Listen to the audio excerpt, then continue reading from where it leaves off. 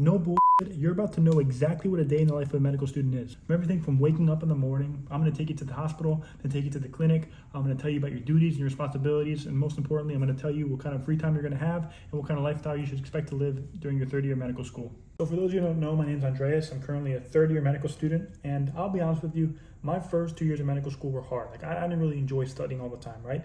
But I can honestly say that my third year of medical school is fun. I enjoy the clinical rotations. I enjoy going to the hospital. I enjoy my duties, and most importantly, I enjoy my life. I have a good balance between schoolwork and my social life.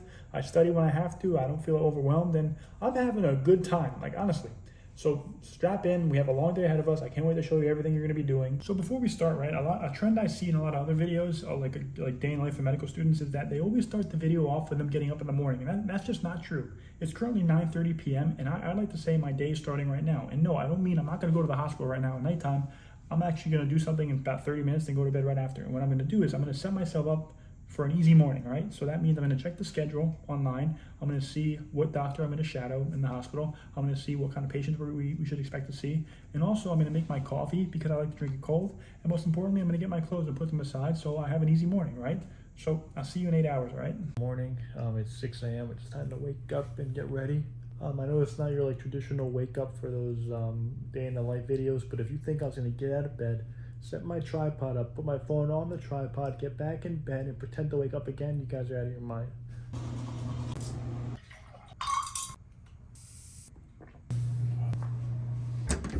Since I'm going to the surgery center first, I don't need to my white coat and stuff like that. I want to use my badge on my body. So once we're done with surgery, we're going to come back home, get changed, and go to clinic. Currently about 6:20 a.m. We're on our way to the hospital.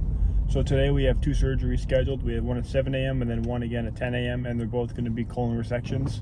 Now I believe these surgeries are robotic, so there's not too much to do, but I want to get to the hospital a little early today. But once we're done at the hospital, which is the surgery center, we're going to rush home, we're going to get changed, then we're going to get ready for the clinic, and then from there we're going to do outpatient stuff, consultations, post-op work, stuff like that, all right? This hospital, it's like a museum. It's like all the food are on there, and if there's some dishes out, it's all free for the students. So I usually grab a couple of eggs, some bacon, sausage, and eat it, and keep me full throughout the day. So yeah, time for surgery. Okay, so generally the first thing we do in the morning is we're going to use the scrub machine. So we scan in our badge. I'm going to select collect, and what this does is this basically it gives us a fresh pair of scrubs that are sterile, that are good for the OR. And I don't really know why people have hundreds of scrubs, because at the end of the day, you can't even wear them. You gotta wear specific ones. You take them out of the machine. Let's get it. So next up we have the wash station. So this is where surgeons and doctors and nurses and all that, we wash our hands before we go into surgery. So a common misconception, people think that we, surgeons or doctors, they wash their hands and immediately go into the OR, which that can be the case sometimes, but usually what happens is that we do one good scrub like you saw me just do, we scrub head to toe, whatever, and we get really, really clean, and we dry our hands off, and then right before we go into surgery, we use this Avogard antiseptic, and we put it on our hands. It works just like washing your hands, and that sterilizes our hands. And we walk into the OR like this, don't touch anything, and then from there we put the gloves on, gowns, and we get ready for surgery. All right? So I just wanted to take a second to explain my duties as a medical student and the surgery we're doing today. So we're doing, like I said before, 2 robotic colectomies where you remove the colon. Now, since it's robotic, what happens is that we have this big machine called the Da Vinci. The doctor sits in one room and operates, and you can see what he's doing through a screen that he looks into, and it's very, very precise. And as a medical student, all I can really do is watch the screen and see the internal organs from the machine, and I just kind of stand there like this. And occasionally the doctor, he will ask me questions, and depending on my studies, I can answer them or not. So they're usually not that hard. So from perspective of me, all I'm doing today is really watching. There's not really much I can do.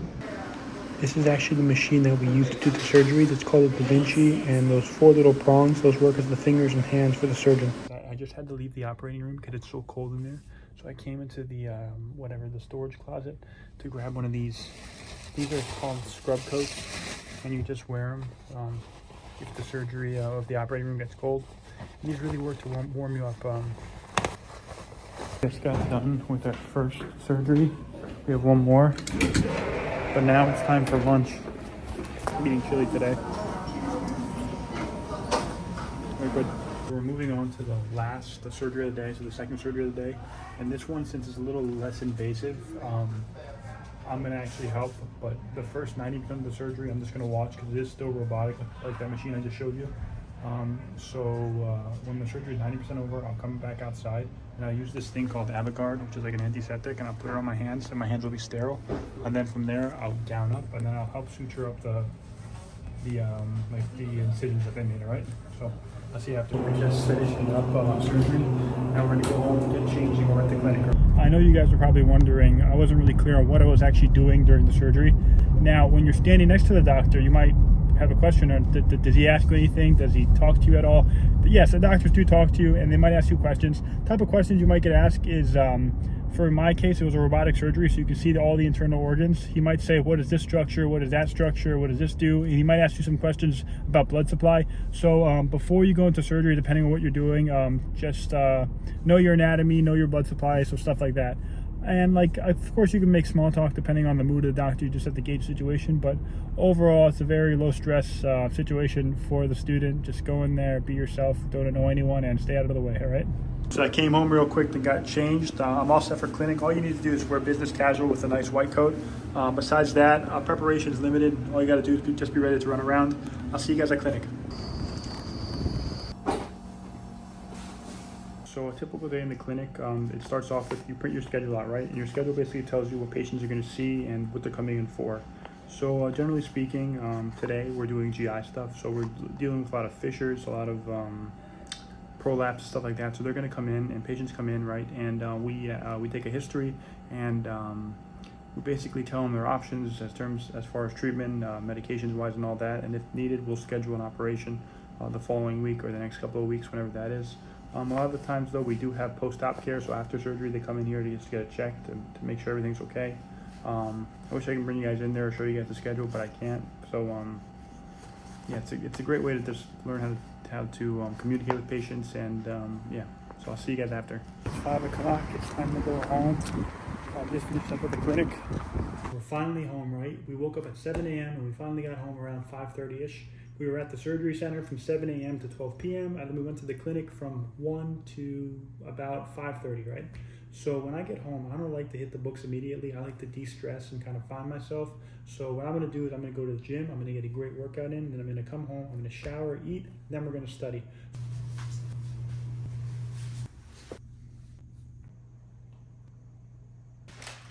We're all ready. Let's go to the gym, all right? So yeah, guys, we're heading to the gym. Usually I spend about anywhere between 45 minutes to an hour and 15 minutes at the gym. For me, that's the perfect amount of time. For you, that might be too short, too long, but anything longer, I think you might as well be training for Mr. Olympia.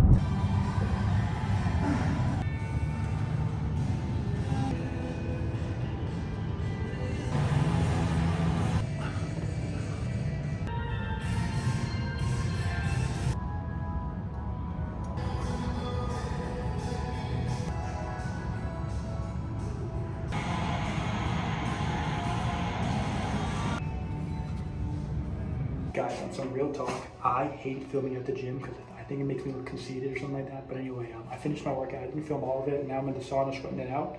I'm gonna meet you guys at home. We're gonna cook dinner, and then we're gonna get ready to study. All right, guys, we're back at home, right? So I'm gonna down a quick protein shake, and then I'm gonna make some dinner. I like to watch my weight and watch what I eat, so I'm about to make a meal that has about 300 calories and about 8 carbs, 9 carbs in it. It's the most simple thing. This meal is going to probably cost me to make at home $4, right? So I buy this frozen cauliflower risotto, super healthy, super low calories, low carbs. Pre-made Mandarin sauce or Mandarin curry style thing. It's really, really good. I have this chicken I buy from Target, and it's pre-sliced and pre-cooked. Watch how simple it is to make. This, put it in here. Microwave for 6 minutes. And then we're going to cut the chicken breast. In the pan. About medium heat. We only need about a half a cup of the Mandarin sauce because we're not pigs. All right, I took the cauliflower out and put it in this little bucket here. Now I'm going to pour it into the pan. Here you have it, guys. I know it's not the best looking meal, but it's really, really healthy for you, and it's pretty cheap to make. All right, time to shower, guys. See you after I'm done. so finally I'm done showering. So a little recap of the day. We woke up in the morning, 7 a.m. Then we went to the surgery rotation. Then we came home, and then we went to the clinic from about 1 to 5. Then we came home from that, and then we went to the gym. We ate, we showered, and now it's finally time to study. So I know I said I wanted to start studying at 7, but too bad it's 8 o'clock, which I'm not worried about because I checked the schedule. And the good thing is about tomorrow is I go into clinic at 12, so I can just kind of sleep in, so I'm not too worried about studying late. What I'm going to do is I'm just going to hook up the camera or whatever and do a time lapse because no one's going to want to watch me study. So you'll see, just to get an estimate of how many hours I have to study, and then I'll see you at the end of the video.